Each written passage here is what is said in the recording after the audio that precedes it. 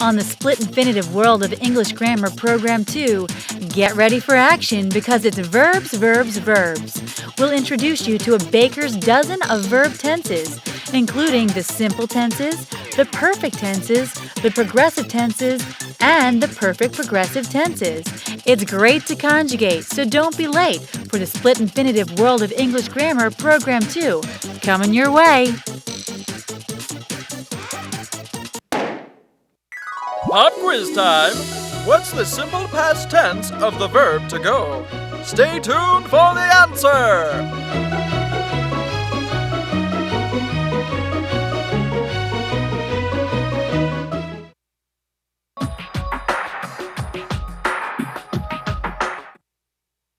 You can get it.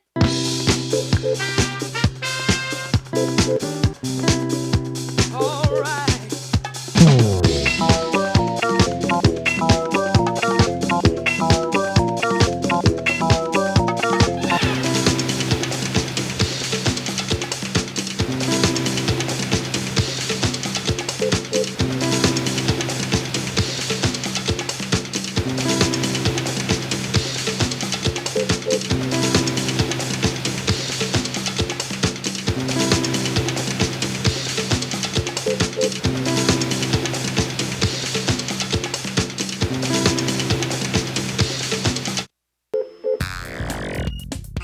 Before we jump into verbs, let's take a look back at nouns, pronouns, and adjectives.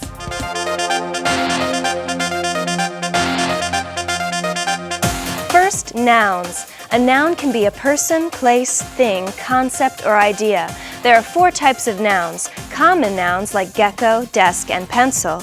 Proper nouns like Mrs. Kowalski, Washington, D.C., and Abraham Lincoln. Compound nouns like bicycle trail, 32, and classroom.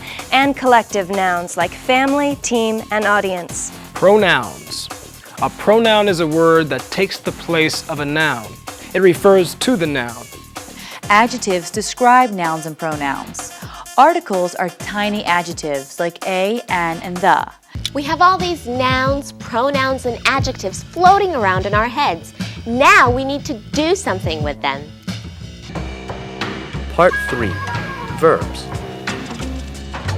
Verbs make sentences move. A verb is the action of a sentence.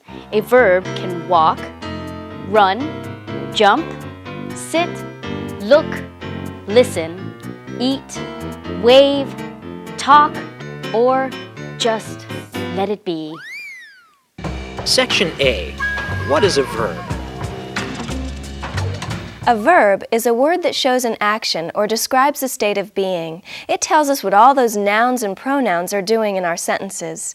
A verb is one of the most important parts of a sentence, but it can be one of the trickiest. In the short sentence, Dave runs, runs is the verb because it tells us the action that Dave performs. What does Dave do? He runs. In English grammar, verbs change form to show who performs an action. And who performs action? I do, you do, he does, we do, they do. Take a closer look at the verb to run. We say Dave runs, but we say I run. The verb is changed because someone else is performing the action. We can go to our subject chart and fill in the verbs. So we say I run, you run, he, she, or it runs, we run, and they run. What we just did, taking a verb and seeing how it changes with different subjects, is conjugating. Let's say it again. Conjugating! Okay, now, there wasn't too much change there when we conjugated the verb to run. But if you want change, we got your change right here. Let's try the most common verb there is, to be. To be is a tricky verb. In fact, when we conjugate it, you may not even realize it as the verb to be. That's how much it changes. We say, I am, you are, he, she, or it is, we are, and they are. Now look at our little setup. First we have I, then you, then he, she, it. Notice anything? Well, yes, they're all pronouns, but remember how we called them subjects. I, you, he, she, and it are all singular subjects. There's just one noun being referred to in each. But then we get down to we and finally they. Aha! These are plural subjects. They refer to nouns that have more than one member. This goes back to our discussion on a noun's number, whether it's singular or plural. This becomes even more important now that we're dealing with verbs. That's because a singular noun takes a singular verb, and a plural noun takes a plural verb. Let's look at exactly how this works. Okay, let's take Mrs. Midori here. There's only one of her right here. So Mrs. Midori is a singular subject, and we can say Mrs. Midori yodels. Yodels is the verb. It's what Mrs. Midori is doing. So, yodels is the form of the verb yodel that we use with this singular noun, Mrs. Midori. Now here we have the Midori sisters, Elsie, Gretel, and Heidi. The Midori sisters is a plural noun because there's more than one sister, so we should use a plural verb. Let's try the Midori sisters yodel. In this case, yodel is the plural form of the word yodel. So remember our grammar guide here. A singular noun takes a singular verb, and a plural noun takes a plural verb. Here's how to yodel conjugates on our chart. I yodel, you yodel, he, she, it yodels, we yodel, and they yodel. Verbs also change forms depending on what point in time the action is happening, and we call these changes tenses. We're going to teach you all about them. Section B, verb tenses. As we said, verbs change forms according to what tense they're in. This is the point in time the action is happening. We'll discuss 12 verb tenses, but don't wig out, it's not all that bad. There are basically four main ones: the simple, the perfect, the progressive, and the perfect progressive. And there are three versions of each of these: the past, present, and future. See, the tenses aren't so bad. Okay, when we discuss tenses, we're talking about time. Let's say this line right here shows time. Let's call where I am the present. That's right now. Over here is the past, things that have happened already. And over here is the future, things that will happen. With that in mind, let's begin. The simple tenses. The first three tenses we'll discuss are the simple tenses. They're called that because these are the simplest forms verbs can take. The three simple tenses are the present, past, and future. Take the verb to chop. Let's construct a present tense sentence with this verb. Usually we don't have to change the verb for present tense, so we can write, I chop all of my vegetables. This is an action I'm doing right now. It's right here in the middle of my timeline. Now, suppose I've already cut up my vegetables. Well, that's here in the past, so we use a different form of the verb. We use the past tense. It's already happened. Most times, all we need to do to change a verb into the past tense is to add an ed to the end. If the word already ends in e, just stick a d at the end. In this case, we write, I chopped all of my vegetables. Now, notice how we stuck in another p before we added the ed. That's another thing to be aware of. A lot of times when the verb ends in a consonant, you have to double it before adding the ed.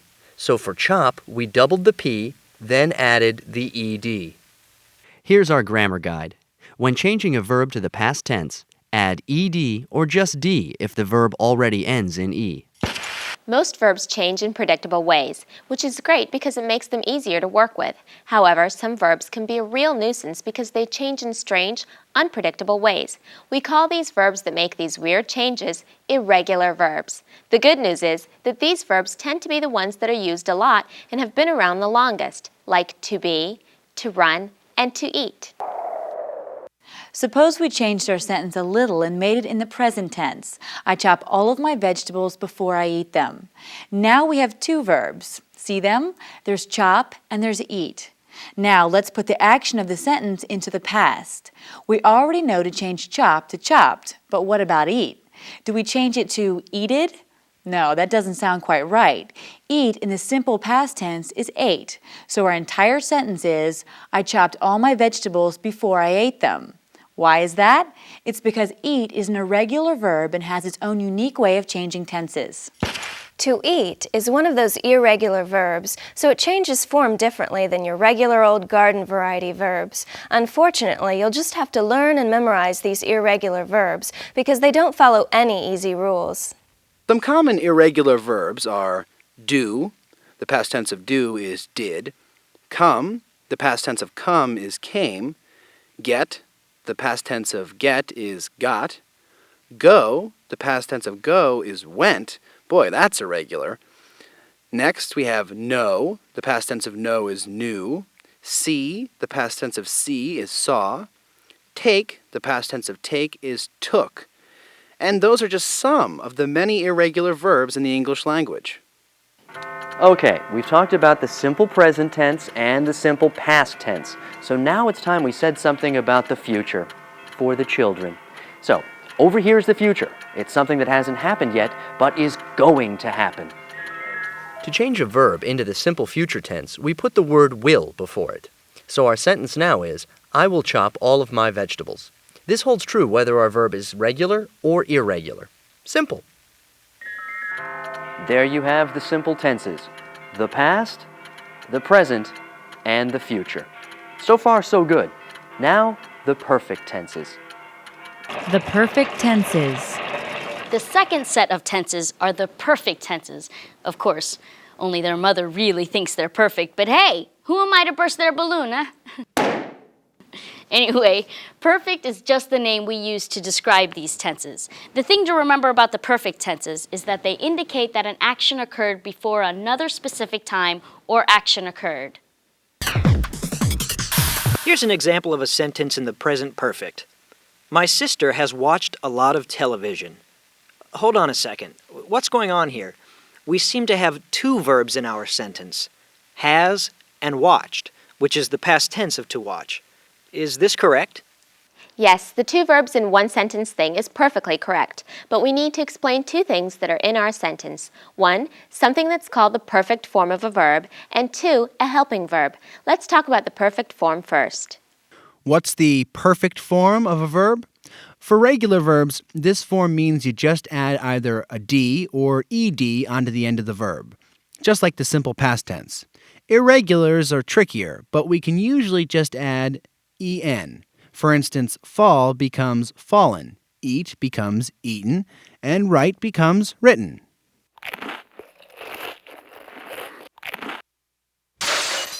But some irregular verbs don't change at all, like run and come. There's no system for remembering these guys, you just have to learn them.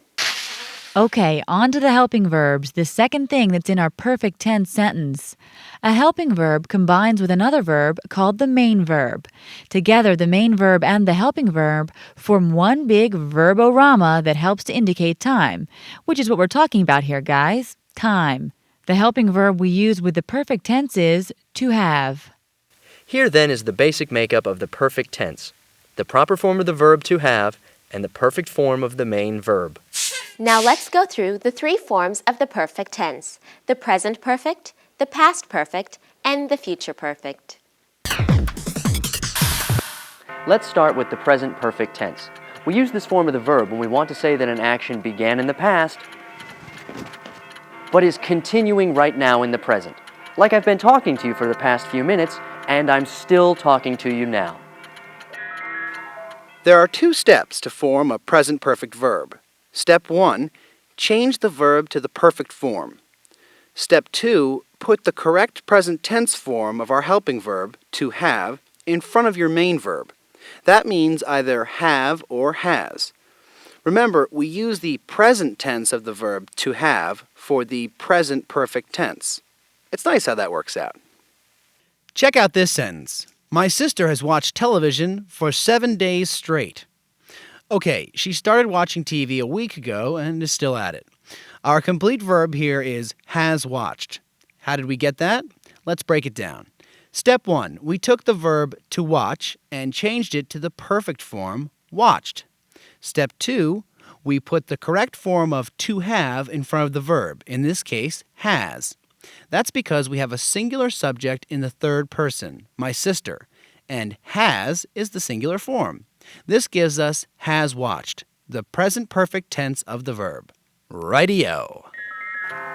We can also use the present perfect tense when we want to show that an action began in the past, continued for a little while, then stopped at a later time that's also in the past. Before your head explodes, let's show you a sentence. Sherman has eaten the chocolate pudding. Okay, Sherman started eating